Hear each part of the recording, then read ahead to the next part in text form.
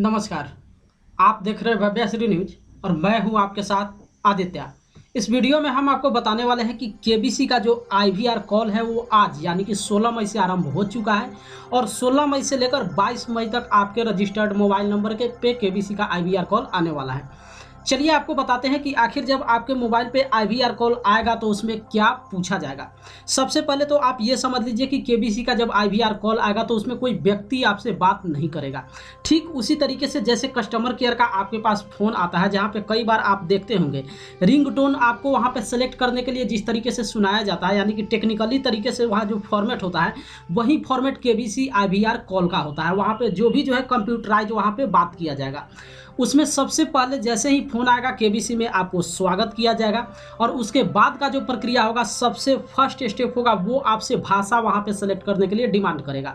अगर आप इंग्लिश में वहाँ पे अपना जवाब सबमिट करना चाहते हैं तो इंग्लिश प्रेस कीजिएगा, या फिर अगर आप हिंदी में वहाँ पे जवाब देना चाहते हैं तो हिंदी वाला ऑप्शन प्रेस कीजिएगा। दोनों को लेकर वहाँ पे दो ऑप्शन देगा। स्पष्ट वहाँ पे कंप्यूटरीकृत आपसे पूछा जाएगा कि अगर आप हिंदी में जारी रखना चाहते हैं तो एक दबाएं, या फिर अगर आप अंग्रेजी में जारी रखना चाहते हैं तो दो दबाएं। इस तरीके से जो भी आपने सुविधा के अनुसार जिसमें आप वहां पे जवाब देना चाहते हैं वो लैंग्वेज आप सेलेक्ट कर लीजिएगा। पहला स्टेप आपका भाषा ही आपसे पूछा जाएगा। उसके बाद का जो स्टेप होगा वो केबीसी टीम ये वहां पे सुनिश्चित करता है कि क्या उसी व्यक्ति से बात हो रही है जो व्यक्ति केबीसी में रजिस्ट्रेशन वहां पे अपना किए हुआ है। कई बार होता है कि किसी मोबाइल से कोई व्यक्ति जो है रजिस्ट्रेशन कर लेता है लेकिन रिसीव कोई और कर लेता है, तो उस समय अगर आप वहां पे नहीं सेलेक्ट करेंगे उसी जगह जो है आपका कॉल डिस्कनेक्ट हो जाएगा। इसलिए जो सेकेंड स्टेप होगा यही केबीसी टीम जो है सुनिश्चित करना चाहता है कि क्या जो व्यक्ति रजिस्ट्रेशन किए हुआ है उसी से बात हो रहा है। तो ऑप्शन वहां पे एक के लिए हाँ और दो के लिए नहीं दबाए, तो आपको एक वहां पे प्रेस कर देना है। उसके आगे का जो फॉर्मेट होगा वो आपसे वहां पे जो है डेट ऑफ बर्थ डिमांड करेगा, यानी कि जन्म दिन आपको वहां पे डालना पड़ेगा। अब यहाँ पे एक चीज सबसे बड़ी समझ लीजिए कि काफी सारे ऐसे प्रतिभागी हैं जो इस जन्मदिन वाले फॉर्मेट पे जो है अपना गलती करते हैं। गलती क्या करते हैं कि वहां पे जो आपका जन्मदिन वहां पे जो डिमांड करता है वो 10 मई तक जो है इंक्लूड करके आपसे डिमांड करता है। अब काफ़ी सारे प्रतिभागी ऐसे करते हैं कि जिस दिन उनके पास आईवीआर कॉल आता है उस दिन वो जोड़ लेते हैं कि आखिर आज तक मेरा उम्र कितना हुआ है। चलिए सपोज डेट ये मानते हैं कि 26 साल पूरने में 1 या 2 महीना मेरा जो है कमी है, तो लोग क्या करते हैं वहाँ पे 26 साल अपना उम्र वहाँ पे टाइप कर देते हैं। लेकिन ऐसा बिल्कुल आप मत कीजिएगा।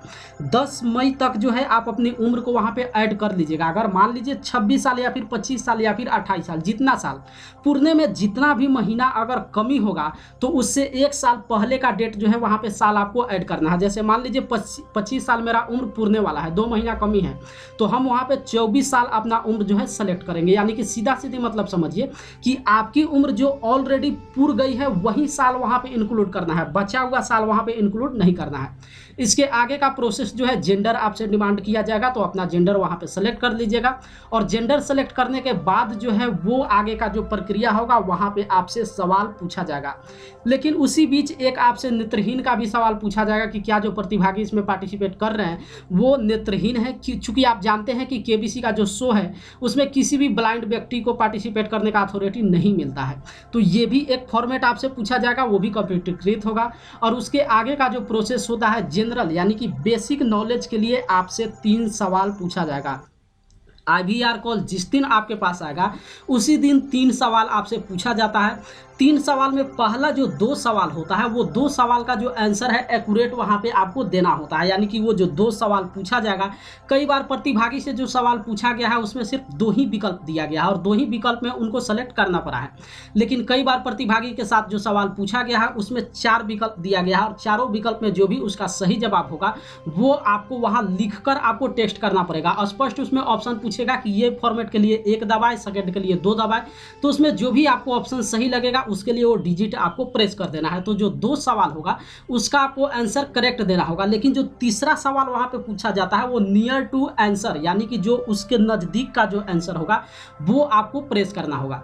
अब जैसे मान लीजिए क्वेश्चन आपसे पूछा जाए कि मुंबई से दिल्ली का डिस्टेंस कितना है, एक हम सपोज डेट यहाँ पे लेके चलते हैं, तो मुंबई से दिल्ली का दूरी जो भी होगा तो वो लगभग वहाँ पे आंसर में आपको नहीं देगा, यानी कि परफेक्ट आंसर आपको नहीं बताएगा कि यही आंकड़ा है, 4 ऑप्शन में जो भी देगा उसमें नियरेस्ट देता है।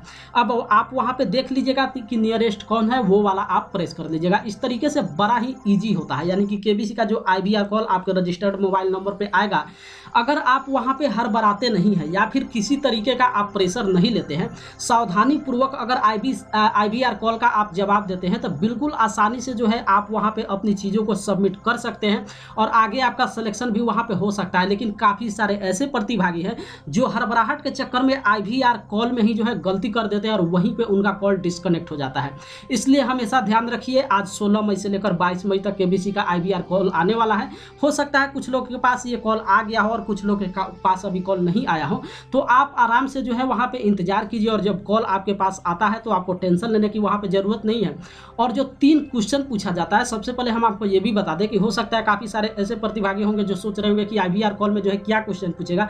तो जो 3 क्वेश्चन IVR कॉल में पूछा जाता है वो पहले ही हम आपको बताएं कि बेसिक वहाँ पे नॉलेज के लिए होता है।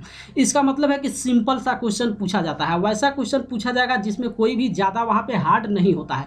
उसका जवाब जो है अक्सर प्रतिभागी वहाँ पे सबमिट कर देते हैं। तो यही फॉर्मेट होगा आपके जब नंबर पे जो है केबीसी का IVR कॉल आएगा तो इसी तरीके से आपसे पूछा जाएगा। और हालांकि देखिए स्क्रीन पे हम आपको दिखा भी रहे हैं और पहले भी आपको दिखाए हैं कि यहाँ पे देखिए जो केबीसी का रूल और रेगुलेशन है। आप यहाँ पे इस वीडियो को अगर चाहते हैं तो स्टॉप करके जैसे जैसे स्क्रीन रिकॉर्ड यहाँ पे दिखा रहे हैं जो कि केबीसी IVR का जो फॉर्मेट है वो आप यहाँ पे इसको स्टॉप करके देख सकते हैं। तो इस तरीके से केबीसी का IVR आप यहाँ पे सबमिट कर सकते हैं।